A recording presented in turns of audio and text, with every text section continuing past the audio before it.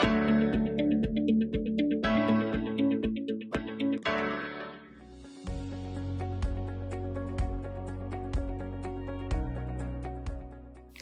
Everyone, आज हम बात करते हैं एक ऐसे टॉपिक पर जिसके बिना शायद लाइफ पॉसिबल ही नहीं है। मनी। मनी की इतनी डिमांड क्यों है? हर कोई अपने पास मनी होल्ड क्यों करना चाहता है? तो चलिए आज जानते हैं मनी और डिमांड फॉर मनी होता क्या है, कौन कौन से फैक्टर्स हैं जो इसको अफेक्ट करते हैं और कौन कौन से मोटिव्स हैं जिसकी वजह से लोग मनी अपने पास होल्ड करके रखना चाहते हैं। बट इससे पहले चलते हैं रिया के पास। ये रिया है। रिया एक पार्ट टाइम जॉब करती है और उसकी सैलरी 35,000 पर मंथ है, जिससे कि वो अपने महीने का खर्चा पूरा करती है। बट आज रिया को दो बातें पता चली है। पहली ये कि इन्फ्लेशन रेट यानी महंगाई बहुत बढ़ने वाली है, और दूसरी ये कि बैंक ने अपनी इंटरेस्ट रेट बढ़ा दी है। अब रिया के प्रोस्पेक्ट्स थोड़े से इन चेंजेस की वजह से हिल गए हैं। अब वो सोच में पड़ गई है कि कितना अमाउंट वो अपने पास होल्ड करे और कितना वो सेव करे अकाउंट में। तो चलिए रिया की इस प्रॉब्लम को दूर करने के लिए समझते हैं डिमांड फॉर मनी होता क्या है। Demand for money refers to how much money individuals and businesses want to hold with them at a given point of time, यानी कि वो कितना पैसा अपने पास रखना चाहते हैं एक गिवन पॉइंट ऑफ टाइम पे। अब समझ लेते लोग पैसा रखना क्यों चाहते हैं, why do they want to hold money with them. तो समझ लेते हैं इसके पीछे कितने टाइप की डिमांड फॉर मनी हो सकती है। There could be 3 types of demand for money: transaction demand, speculation demand और precautionary demand। इनको वन बाय वन समझ लेते हैं। ट्रांजैक्शन डिमांड, हम सब जानते हैं कि हमें डेली बेसिस पर ट्रांजैक्शन पे गुड्स एंड सर्विसेज परचेज करने के लिए we need to have money with us, हमें अपने पास रखना पड़ता है। ये हमारी डिमांड्स हो सकती हैं, ग्रोसरी शॉपिंग हो सकती है, रेंट पे करना हो सकता है, कार पेट्रोल और भी बहुत सारे खर्चे हो सकते हैं, जिसकी वजह से हमें कुछ अमाउंट अपने पास होल्ड करके रखना पड़ता है। नेक्स्ट है speculation demand. Speculation demand of money वो डिमांड है जब हम फ्यूचर में आने वाली अपॉर्चुनिटीज से फायदा उठाकर अपना प्रॉफिट करना चाहते हैं, और अगर हमें लगता है कि फ्यूचर में ऐसी कोई अपॉर्चुनिटी आने वाली है तो अभी फिलहाल के लिए हम उस अमाउंट को मनी को होल्ड कर लेते हैं, बैंक में जमा नहीं करवाते हैं। नेक्स्ट है प्रिकॉशनरी डिमांड।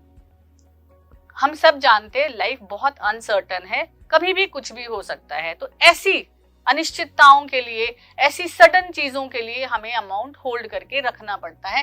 ये इमरजेंसीज कोई भी हो सकती हैं, हो सकता है मेडिकल इमरजेंसी हो गई, या फिर सडन रिपेयर ऑफ होम हो गया, या और भी बहुत सारी इमरजेंसी हो सकती है जिसके लिए हमें कुछ अमाउंट अपने पास होल्ड करके रखना पड़ता है ताकि वो जरूरत पे काम आ सके। अब ये तो हो गया 3 मोटिव्स या 3 types of demand for money. अब हम जान लेते हैं कि इंटरेस्ट रेट का डिमांड फॉर मनी के साथ क्या रिलेशन होता है। इस डायग्राम से समझते हैं कि कैसे इंटरेस्ट रेट और डिमांड फॉर मनी में इनवर्स रिलेशनशिप है। जब इंटरेस्ट रेट बढ़ती है तो लोग अपने पास कम अमाउंट होल्ड करके रखना चाहते हैं, क्योंकि अब उन्हें बैंक में जमा कराने से ज्यादा इंटरेस्ट रेट मिल रही है, यानी कि उसी मनी से रिटर्न ज्यादा मिल रहा है। जैसे इंटरेस्ट रेट कम होती है लोग क्या करते हैं, डिमांड फॉर मनी बढ़ा देते हैं, यानी कि अब वो बैंक में ना रख के अपने पास मनी होल्ड करना चाहते हैं, क्योंकि अब उन्हें बैंक से ज्यादा रिटर्न नहीं मिल रही होती है। तो इससे हम क्या समझते हैं, इंटरेस्ट रेट और डिमांड फॉर मनी का उल्टा रिलेशनशिप है, यानी कि इनवर्स रिलेशनशिप है। अब कौन कौन से ऐसे फैक्टर्स हैं जो डिसाइड करते हैं, डिटरमाइन करते हैं कि कोई अपने पास कितना मनी होल्ड करके रखेगा, तो चलिए उनको देख लेते हैं। जो फर्स्ट फैक्टर है वो है लेवल ऑफ इनकम। जैसे जैसे हमारी इनकम बढ़ती जाती है, हमारी नीड्स भी बढ़ती जाती है, हमारा स्टैंडर्ड ऑफ लिविंग भी बढ़ता जाता है। अब उसको मेंटेन करने के लिए we need to hold more money with us, यानी कि अब हमारी रिक्वायरमेंट मनी को होल्ड करने की बढ़ जाती है। इंटरेस्ट रेट, जैसे जैसे बैंक इंटरेस्ट रेट बढ़ाता है तो लोग ज्यादा मनी बैंक में जमा कराते हैं, यानी कि डिमांड फॉर मनी कम हो जाती है। जैसे इंटरेस्ट रेट कम होती है लोग अपने पास मनी को होल्ड करके रखना चाहते हैं। प्राइस लेवल, जब हमें पता लगता है कि चीजों की कीमतें बढ़ गई, चीजें वही हैं, नीड्स वही हैं, उनको फुलफिल करने के लिए अब हमें ज्यादा अमाउंट ऑफ मनी चाहिए, इसलिए हमें अपने पास ज्यादा मनी होल्ड करके रखनी पड़ती है। नेक्स्ट है एक्सपेक्टेशंस अबाउट फ्यूचर। अगर हमें लगता है कि फ्यूचर में कुछ ऐसी अपॉर्चुनिटीज अराइज होंगी जो हमें बेनिफिट दे सकती हैं, तो हम उस टाइम मनी को होल्ड कर लेंगे इस वेट में कि जैसे ही वो अपॉर्चुनिटी आएगी हम उससे फायदा उठाएंगे इन्वेस्ट करके, तो भी हम मनी ज्यादा होल्ड करते हैं।